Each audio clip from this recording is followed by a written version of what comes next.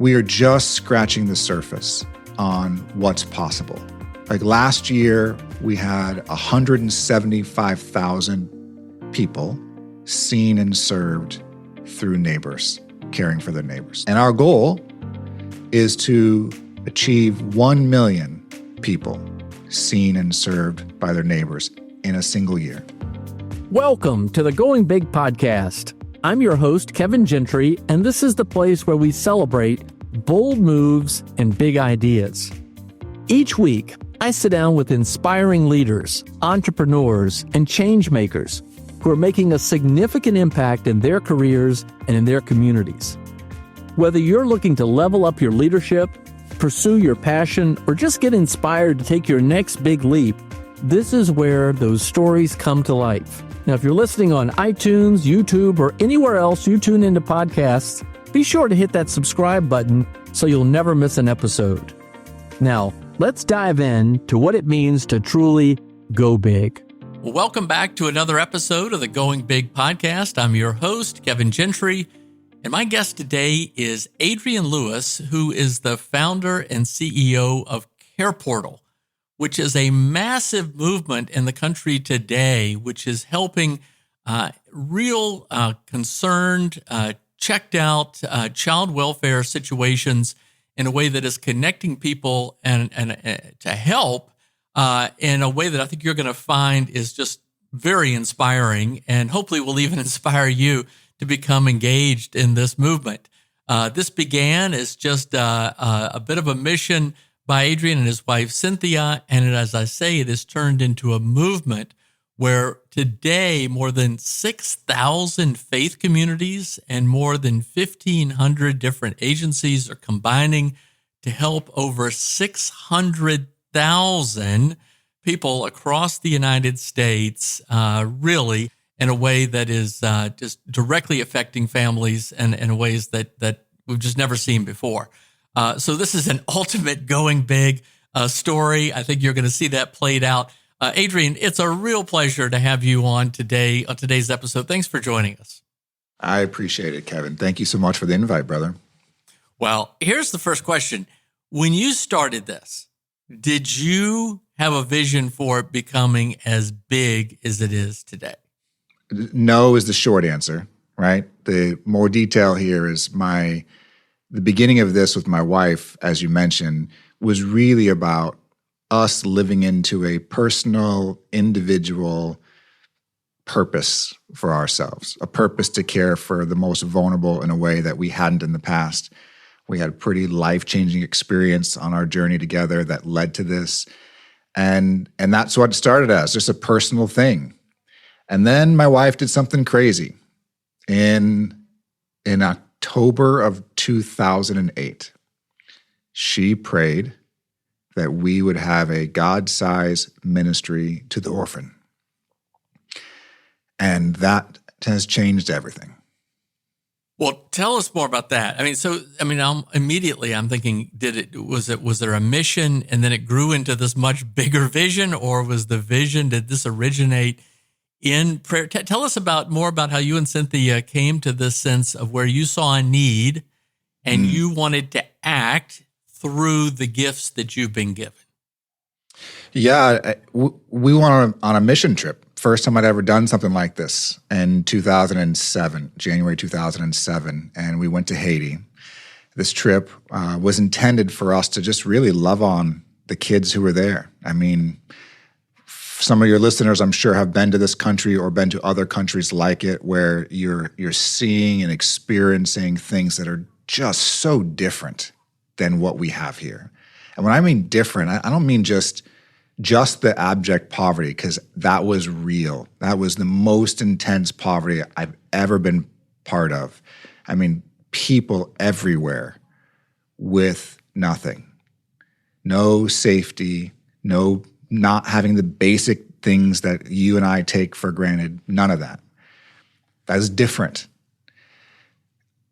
And this amazing resolve and joy in the people, this beauty that I saw that was just humbling It was just humbling. So you have this contrast between this very difficult environment with people who are like living into it in the most free way I've seen. And we're there on this trip to love on these kids. And one of the days we were just walking on this field, and we have a moment, just like a before and after moment. I don't know if you've had one of those. I know many people have, but this before and after moment. And in this moment, we're on this field, and on the other side of this moment, which felt supernatural, it's the best way I can explain it, I had a purpose that was bigger than myself, and it included my wife. And that purpose changed our perspective. It changed how we spent our time and our money, and it was all about caring for the most vulnerable in our midst. And that turned into little things and big things in the months and years to come, but it started with that seed that was planted. That basically, Kevin, before that time, I really thought that all my success was because of my awesomeness. And the truth is, I've been gifted so much, and I have an opportunity to give what I've been given. Indeed. Wow. Well, there's a lot here to talk about. I mean, discovering your gift, unpacking that, the opportunity, the blessings you've been given, how you can help people in need, dire need. CarePortal. Just to get us started, what's the 30-second description of what CarePortal is doing? You and I are riding up 5 or 6 floors in an elevator, and I say, Adrien Lewis, you are at CarePortal. What is that? So simple. We are connecting kids and families in crisis with churches and people in the community that want to help in real time through technology. Like in 30 seconds, that's what we're doing. Okay. If you want to equate it to something, it's like the way Uber connects riders and drivers together, people who don't know each other, but there's this trust element that's baked in there, and the riders have a need and the drivers have a need. Well, we're leveraging a similar multi-sided marketplace platform to connect kids and families in crisis through vetted requests to people in the community that want to care for them. So we're basically saying we have a way to scale neighbors seeing and serving their neighbors and making meaningful connections along the way. All right. Well, as you know, I was introduced to CarePortal a while ago, so I know a little bit, and that's why I so badly wanted to have you on here, and I've gotten to work with your colleague, Joe Kinetic, and what you're doing is just extraordinary. So there's the platform piece, there's the sort of modern technological element that allows this, as you say, in an Uber-like way to connect two parties together to do something mutually beneficial. But let's go straight first back into the need. What is the need that is being addressed? Is there a cry for help? Is there somebody saying, "Hey, I'm raising my hand. I can't get by right now. I need some assistance"? Such an important question, Kevin, because in our country there are many people who want to help others, but they often aren't sure who to help, or if their help is really helpful. Am I being taken advantage of? I mean, there's all kinds of questions of doubt that are in people who have a desire to help somebody else. And what CarePortal has done through the way we structured things is we partner with agencies. They can be child welfare agencies, they can be schools and homeless shelters. We partner with these agencies who are trying to address the needs of the most vulnerable in our country. And they have some people on their team that function as a caseworker, right? A caseworker, Susie, is working with the Smith family, and Susie knows what the Smith family is going through and what they really need, and Susie's trying to help.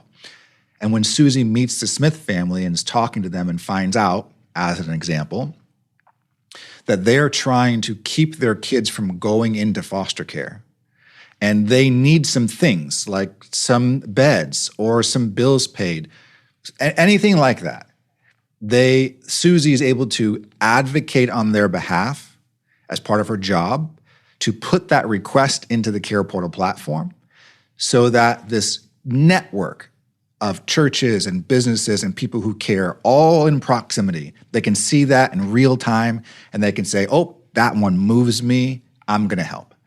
And that vetting on the front end through these caseworkers who we partner with is what establishes a currency of trust for people who want to step up and then serve. And the technology that makes it instant and like right there for you removes the barriers for you to know exactly what to do and where to do it and how to do it. And some people, their contribution is financial. They look at the requests. My daughter, Adora, last week, a request came through and she funded it. It was for a mom and dad who had a fire in their house, Spanish-speaking family, and the daughter, the 11-year-old daughter, her room got the worst of it. And this is a family who's just barely making it, right?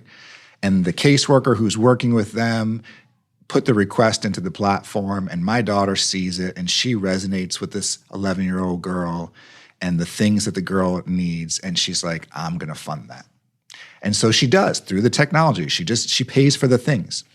But then we have a local church who's close by that family who then gets notified through our platform and says, hey, the money's been made available. Would you like to take the lead and engage this family?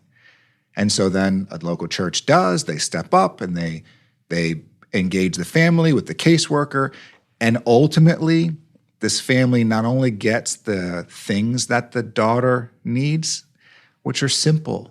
I mean, all her clothes got burnt up and her shoes and her favorite doll and like just simple things. But in the meeting of that need, when a neighbor shows up at a neighbor's house, they actually went shopping together is what ended up happening. When they show up like that, a stranger, there is this opportunity for some relational sparks to get fired, for a connection to happen between one person and another. And that based on like our human condition is actually essential for us to thrive. And so I just imagine you are that family and you don't have what you need and there's nobody that you can call and this stranger shows up and you go shopping together, you feel seen and believed in and cared for, and you get the things that you need. And so for us, the magic is the resources in the right time and the relationship that can lead to life change for everybody that's involved. And that's what we're seeing happen literally thousands and thousands of times every month. Wow. I mean, it really is revolutionary, and it addresses so many problems that cause sort of friction in our modern existence. That is, if I could say, I may get this wrong, you can correct me. But, we have this mindset of, in the past, maybe 100 or so years ago, that communities could look out for one another because we were more connected. We went to school and church together. We saw each other. And if we saw somebody in need, we could help them more easily. You can't do that today in a more urbanized world and the nature of our world, even to the extent that our communities have become sort of broken and split apart and things like that. How in the world could that connection be made? In churches, you have a lot of people with intent towards outreach, but they just may not know how beyond certainly their immediate backyard. And that immediate backyard may not have the needs that somewhere else may. So am I getting this right? Is this through technology, you're making connections happen that otherwise probably just wouldn't happen? I mean, you're nailing it, Kevin. That's awesome. It is absolutely about the connections.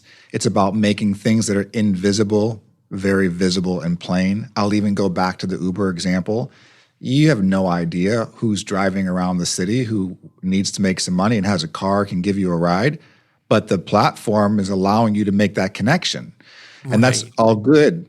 And in this case, the connection that we're making is all about life transformation. It's about a crisis that a family is going through and they have a need right now. And there are so many caring people. They just don't know who has the need, where they are, and can they trust it? And in our case, we're able to link up people who have resources they want to give and people who have time they want to give and put all that together for the right family at the right time. And it's absolutely amazing. And I'll tell you, Kevin, you asked me earlier, I didn't quite get there. You know, in our country, people would probably be surprised if they heard that every single year, over 7 million children have hotline calls made about their safety, their lack of safety. Could be neglect, could be abuse, could be maltreatment. 7 million plus children every single year. And so in my mind, as an entrepreneur, thinking business kind of person, right? Okay, that's kind of the market for the most vulnerable people in our country, is these children and the families that they are part of. And so how do we figure out ways to unlock folks who have those needs and those who want to come alongside of them? How do we do that in a really trusted way? Well, to your point, our communities are not what they used to be. We're very isolated. In fact, did you know that, what year was it? 2023, Surgeon General makes a definitive statement that social isolation is equivalent to smoking 15 cigarettes a day. Oh, good. The health impact, right? Like, let that sit in.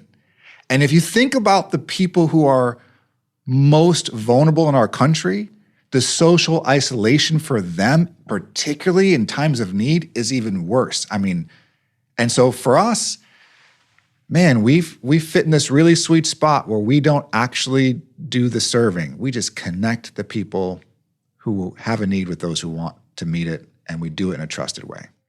All right. Well, Adrien, the more you share, the more interested I am and intrigued to dig in further. So I've got some more follow-up questions. So you're working with 1,500 agencies who are helping identify and vet to some degree the need. Yeah. And then you're working with these 5,000 or so churches or places of faith or whatever communities, whatever these communities are, who are themselves organizing and vetting people who want to help. And then the technology just connects it. Is that what happens? Yes. And it connects it a couple layers there. One is it's one family at a time. So the family I told you about that my daughter helped out with, that was like one family. And every time a request comes in, that's what we're talking about. This family, the Smith family, the Johnsons, et cetera, every single time. And in addition to faith communities, there is an opportunity for anyone to participate. So we have businesses and sports teams and Rotary clubs and you name it, and individuals and families like sitting in their kitchen that are not even part of a faith community at all, who just download the app and they get part of the community and they see something that inspires them and they get involved. They give their time or energy and resources. And so we're really creating this, what we call a care sharing network. That's what we call it. We're creating a care sharing network where we are connecting neighbors to see and serve the most vulnerable neighbors with both resources and relationship. And there's a place at the table for anyone who wants to participate. And it all comes through this funnel of vetted needs one at a time in your community. Wow. Okay. So now let's go back to sort of the big problem, the big need. I mean, yeah, I had no idea. 7 million children, just children. We're just talking about children. There are other aspects as well, people that are affected in need. 7 million children who are essentially crying out for help. When you and Cynthia had this moment in Haiti, you weren't thinking about, hey, we're going to help everybody. I mean, were you? Or what? I mean, walk us through a little bit more about how this came about. That's, again, my question at the beginning. Yeah. Did the mission expand into the vision, or did the vision start at the beginning? Yeah, no, when this lovely wife of mine prayed that prayer in 2008, she had no idea what was coming. And yet she was ready for it, like whatever it was. And so it ultimately led to a few years later, after being really connected to organization. It's called the Global Orphan Project. That's who we went to Haiti with. A few years later, I got invited to leave my company and join them. My wife and I were donors, and we had led more trips, and we were volunteering and got connected to the leadership, and they needed help, and they invited me, and we prayed about it, and it felt like the next right thing we were supposed to do. So I left my company and joined, and that was the beginning of 2010. And along the way, I'm in Uganda, and I have another one of those moments where I really feel like I'm getting some clear direction from God, and we're supposed to take the foster care class. And so that led my wife and I down a path of taking this foster care class, and all of a sudden we're learning about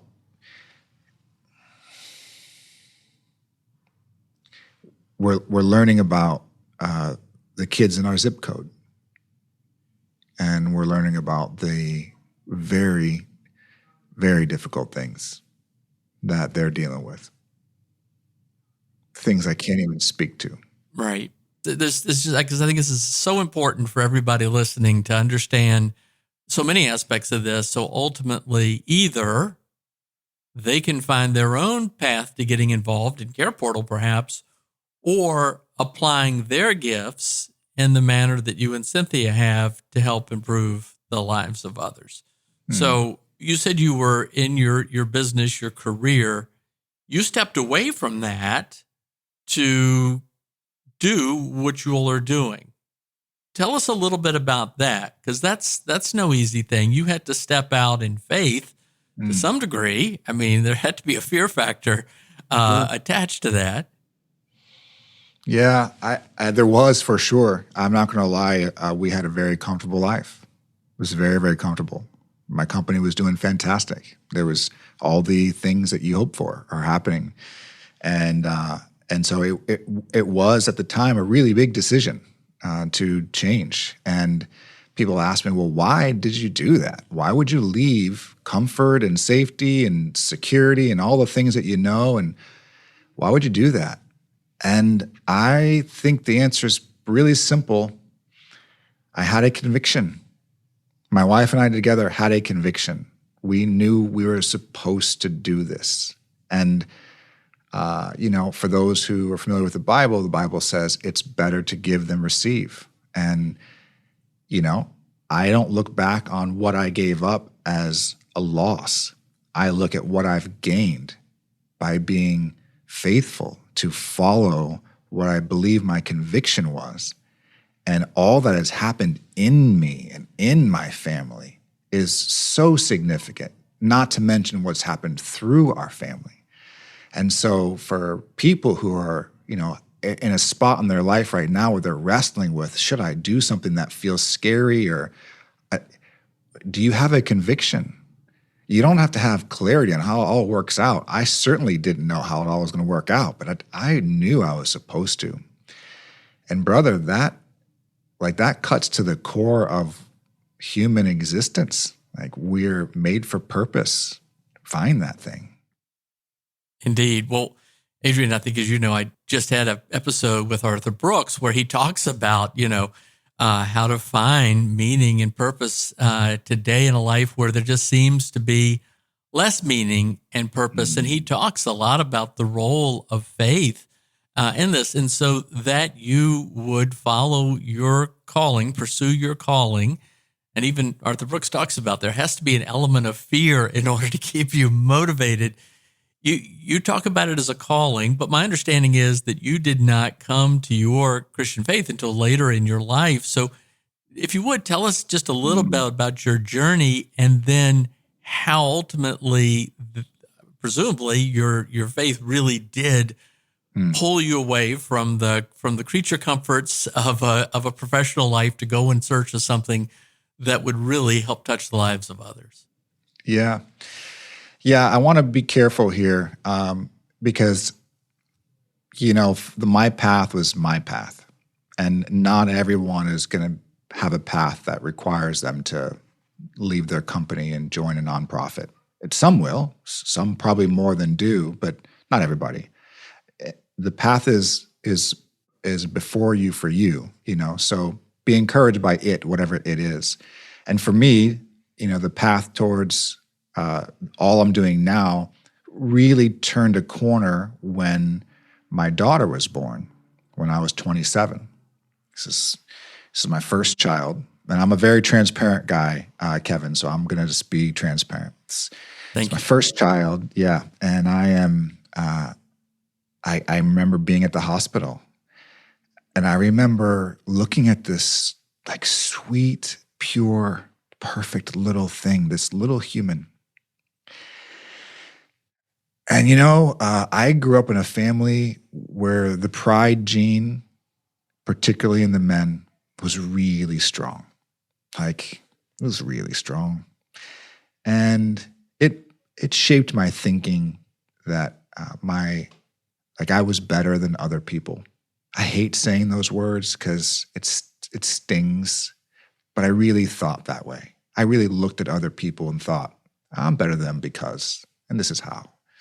Many of us fall into that trap all the time. Yeah, it happens, but it does. And when I'm looking at my little girl, Adora, same daughter I told you about a little while ago. I'm looking at her 24 years ago, and for the first time in my life, I saw another human being who I saw like, this person is pure. I am like a schmuck compared to them. There is so much in my life that is not this pure. And it humbled me. And this is the key, right? It humbled me. That is the first time I allowed myself to experience some humbling. And that led me on a path to seek, like, okay, I've heard about this Jesus guy a lot.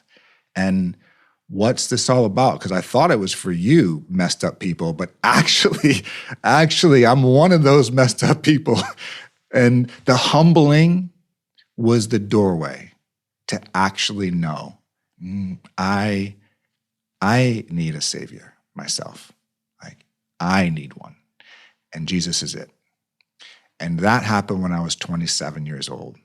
And it was the foundation for moving in a direction where I'd even care about going on a mission trip, and I'd even be open to asking God, what do you have for us? And my wife would even be considering, let's pray to have a God-sized ministry to the orphan. Like, it all stemmed out of that. Wow. Well, thank you for for pursuing that.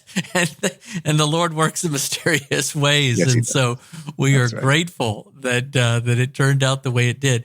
One thing that, you're in the nonprofit space. A lot of our listeners work in this space, lead organizations, maybe founded a cause. They know to some degree the answer to this question I'm about to ask, but I don't know that everybody else on the outside does.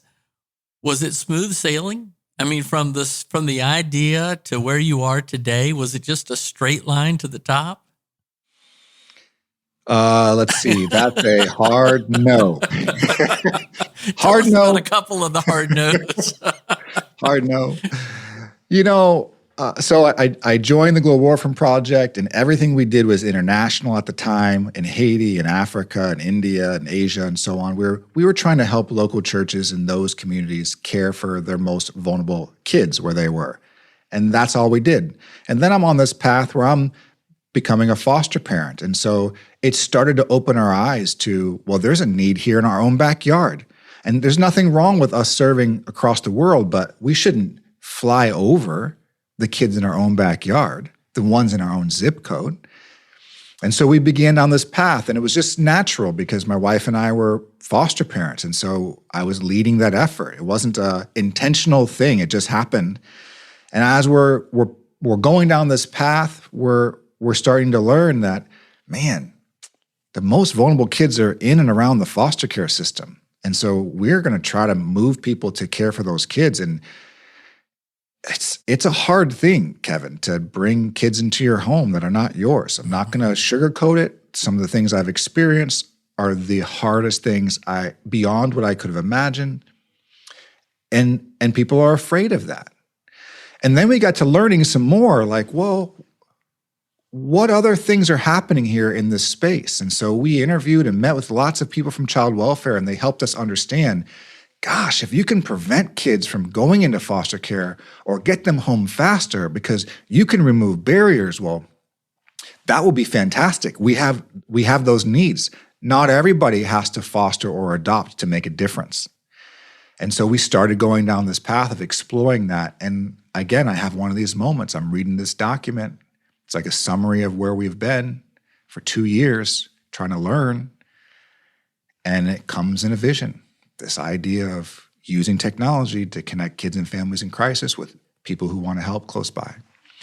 And so we faithfully went down the path. We didn't have technology expertise. I'm not a developer. I'm a business development guy. We don't know what the heck we're doing. And so the first roadblocks are, can you even build this thing? And how do you even do that?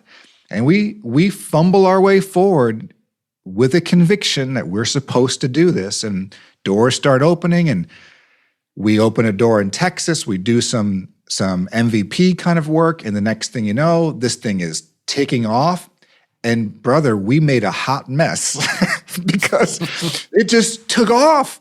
It was like somebody lit a match in a woods or something, and it just caught leaves on fire that spread across the state. And now we've got these hundreds of faith communities who want to participate, and we have no idea how to build what we call now the care sharing network. No idea. So we ran up against bad business models in the beginning.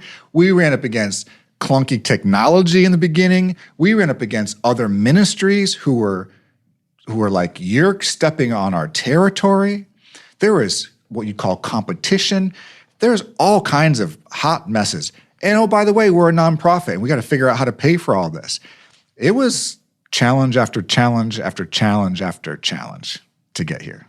Well, I think in the nonprofit space, those that suddenly catch, lightning in a bottle and embrace or find this fast opportunity for fast growth really struggle. I mean, I think it's tougher than in business. Maybe it's the same, but there's so many aspects of nonprofit that are just tough.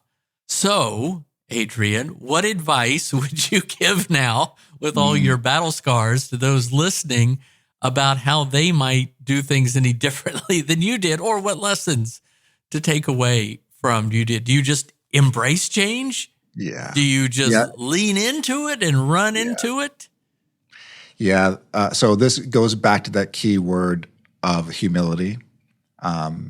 If you are an entrepreneur of any kind, you are going to make some mistakes, and that's part of the deal. And if you're starting something that doesn't even exist, you should expect there's going to be more mistakes. There was no care sharing technology. There was nothing to bump up against and say, this is how you do it. So when you're innovating, you're going to make mistakes. And you know what? That's part of the journey. And it's going to require some courage. So if you put some courage next to your humility, now you're going to have the grit to work in and work through those challenges. And sometimes you're going to have to back off. That was wrong. We were supposed to take a right here, and we took a left. That was a mistake. Let's fix that. And so my encouragement to people is the fact that you have opposition doesn't mean you're doing the wrong thing. It might actually be the path to the better way. You got to just work through it. And that doesn't mean ignore counsel from wise people and advisors around you. Yes, take that in. That's part of being humble. But don't take opposition as a signal that you should stop. All right. Awesome. Okay. We're part of a church that has a large ministry for foster care and adoption, although I confess I know very little about it. I know very little. I know people involved, but I know very little about the consequences, the aspects, the challenges today, et cetera. Help us understand a little bit more. What is the foster care situation like in America today? What are some of the big challenges that you're still trying to address? What are you trying to alleviate? Just help us understand a little bit more about what you're trying to get to the root of. I love this question. It's very timely. So in our country, as I as I shared, there's over 7 million hotline calls a year. These are from teachers and doctors and neighbors and nurses, people who are seeing a child, maybe how they show up to school with the same clothes on for a week, or they've got a bruise, or a child says something happened. This is the system we have. It's called mandated reporting. And so people are mandated reporters, and you've got to say, if you see it, you say it, and that's how it goes. And, for the 7 million plus children where those hotline calls come in, half of them are so it's like, okay, there's a problem, but it's not severe. You need some help, but it's not like super dangerous. And then you have hundreds of thousands where you don't just need help, but those kids are being removed to go into the foster care system. And you would think in a country like ours that, oh, well, there's plenty of homes for kids who need to go into foster care. I mean, there should be more than enough. We live in one of the wealthiest countries in the history of the world, and people have empty bedrooms all over the place. And so, of course. But actually, on average, there is 0.57 homes per child in foster care. Okay, let that sit for a second. That means there's less than one home for each child in foster care, which means there are kids in foster care who are sleeping in the lobbies and the conference rooms of child welfare agencies because there's nowhere for them to go. And that shouldn't happen in our country. And part of why it happens is because there's not enough foster homes. And part of why it happens is that a lot of those kids don't have to be in foster care. There is some preventative measure that could take place to help keep them with their biological family. And so what CarePortal is helping to unlock is the capacity for people, neighbors, to come alongside in those crisis situations to help prevent children from going into foster care by meeting some of the immediate needs that are there and being available for relationship. That's a way of strengthening the community. So that's prevention. And then there's protection. When kids do need to go in foster care, we're foster adoptive parents, and 3 of our 6 kids we adopted through foster care, they had to go. It wasn't safe for them to be where they were. And over a long period of time, it continued to not be safe for them to go to their biological family. And so people need to do the things that we're doing. But supporting us, we had so much support when we were foster parents from our life group, people around us. Many people in foster care, or many people who are a grandparent or a cousin or something that's taking in kids, they don't have the safety net that we had. They have no margin themselves. So how do we come alongside these families who are taking in children to help keep them safe so that they can be secure and that can be established? So if you simplify this, there should be a home for every child. That's like a no-brainer, right? And in the foster care space, there should be at least one home for every one child who needs it. And for us to accomplish that, we need to keep some kids out of the foster care system with prevention and strengthen the foster families through protection. And that's how we end the foster care crisis in our country. So you used a word relationship, and that's an important word these days. Clearly, what you're doing has to be built on a foundation of trust. And you're operating at such a magnitude. Tell us a little bit about how trust and relationship is part of your objective, as well as your strategy, as well as your guiding principles, I guess. Yeah, it's super strong. So, it's in our space, we're doing something kind of crazy. We are partnering government with nonprofits, with the faith community, with the business community. Like, we're bringing together these very different institutions to collaborate around something we all care about. Like, this is the concept of mutual benefit, right? It's we're going to collaborate around caring for the most vulnerable child and family. And so for us to build trust, it starts with not getting into the things that we differ about, government, faith, community, nonprofits, business, but the thing that is common amongst us. And that's the foundation post, right? That's there. And when we bump up against people, and sometimes we do, where they feel like, I can't trust this, sometimes we have to go slower than we wish we would. Right? So we just have to move at a pace of trust. And we do everything that we can to accelerate that, but there aren't any shortcuts. Like, you can't go around. I read my kids this story. It's called The Bear Book. I don't know if you heard of it. It's like an old book. And the story is like they're going on a bear hunt. And in the process of this family going on a bear hunt, you can't go over the forest. You can't go under the forest. You got to go through the forest. And you can't go over the river. You can't go under the river. You got to go through the river. And this is exactly the process of building trust. You got to go through the things where trust can be established and credibility can be secured. And we do that at a macro level, all the agencies and churches and businesses and stuff. And it comes down to the individual, one single request for one single family, and that caseworker who puts it in, and the faith community who shows up, and the people who fund it. Like, they have to see that trust at work, and then it begets itself. And so how are we able to see like 4, 5, 6,000 of these requests met every single month? It's because we're doing all the things all the time to focus on trust. Make it a little personal, if you would. You had the story of your daughter helping the little girl whose house, her room was burned up. Is there another story that just springs to mind about how this all just comes together and that win-win example of mutual benefit, where people who didn't know each other last week suddenly become connected and great things happen? Yeah, one of my favorite stories is about Micaiah. She's actually, as a side note, she's going to come share her story for the first time at the CarePortal conference. It's our national conference happening in late April.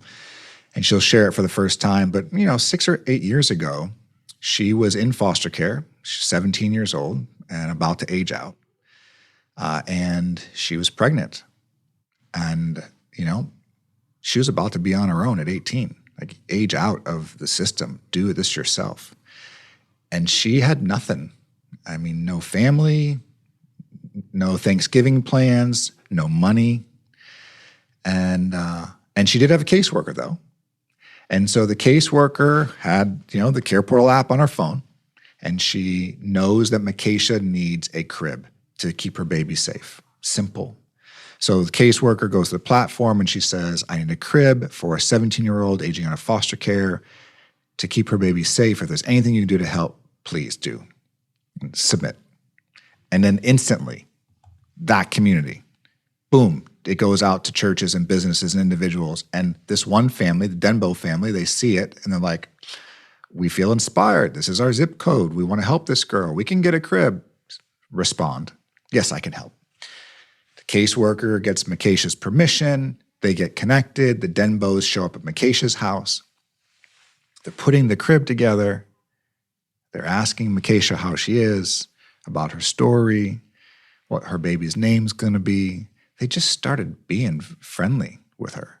It wasn't a transaction. It was like, we care about you. We want to know you. And along that process, they felt inspired, convicted to do more because they could. And so they offered to throw her a baby shower. And they offered to help her go through driver's ed.